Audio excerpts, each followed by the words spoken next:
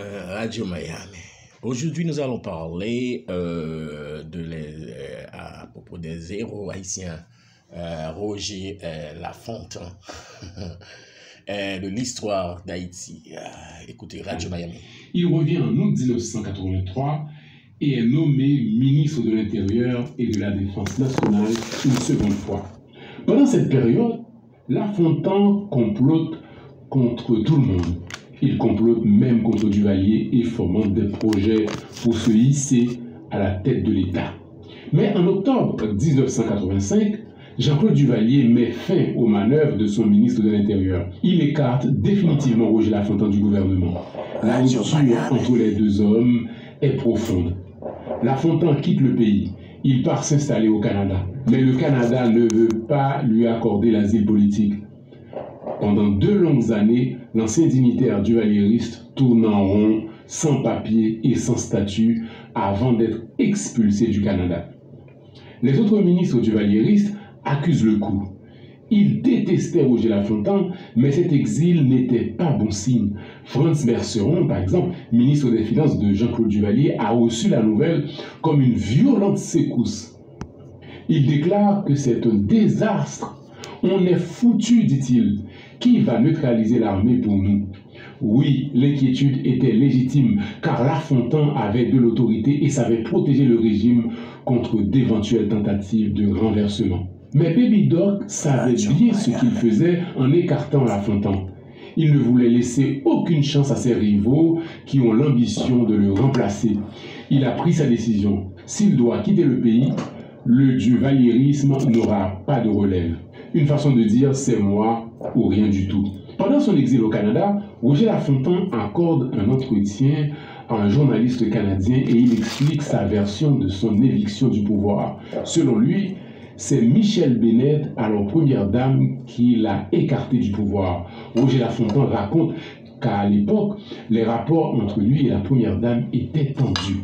L'ancien chef Macoute explique comment Michel Bennett tyrannisait les ministres et voulait tout contrôler. Pourquoi avez-vous démissionné en septembre 1984, M. Lafontaine? Il y avait, n'est-ce pas, un conflit d'idéologie larvé entre Michel Duvalier, la femme du président qui représentait un courant de pensée, et moi-même. Comme vous le savez, je suis un homme de classe et le caractère populiste de mes discours et de mes démarches n'ont pas plu à Michel. À ce moment-là, il a décidé de se séparer de moi.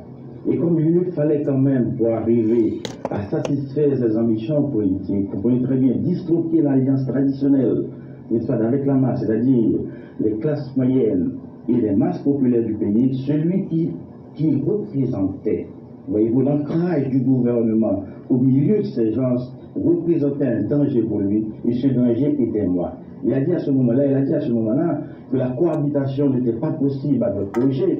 Les autres ont dit, n'est-ce pas, la cohabitation n'était pas fonctionnelle. Parce que cette union, c'est qu'on connaît très bien. Alors, ce que vous laissez entendre, c'est que la femme de Jean-Claude Duvalier avait sur lui un pouvoir tel et que c'est elle finalement qui décidait de faire ou de défaire les ministres. Je vous rappellerai, n'est-ce pas, les propos d'un ambassadeur ami, que vous me permettrez de faire le nom. Un soir, voyez-vous, à une réception chez lui, il a eu à s'écrier, mais je parle français, hein. Roger Lafontaine, vraiment éduqué, hein. Baby Doc quitte le 1990 pour se lancer dans la course à la présidentielle à la tête de l'Union pour la réconciliation nationale, le parti duvalieriste. Il défile dans la capitale avec ses partisans dans une ambiance carnavalesque. Roger Lafontaine se déclare candidat à l'élection de 1990. Mais il est contrarié par l'annonce de la candidature de Jean-Bertrand Aristide, à l'époque très populaire. Sentant que le Conseil électoral provisoire va rejeter sa candidature, Lafontaine déclare « Je ne reconnaîtrai en aucun cas les décisions du CEP. S'ils ne veulent pas la paix, ils auront la guerre. Attila n'entrera pas dans Rome ». Allusion à peine voilée à la candidature d'Aristide. Dès lors, il va tout tenter pour empêcher le prêtre candidat de déposer à temps sa candidature. Avec ces hommes, il occupe les bureaux du Conseil électoral provisoire afin de dissuader Aristide de venir déposer sa candidature.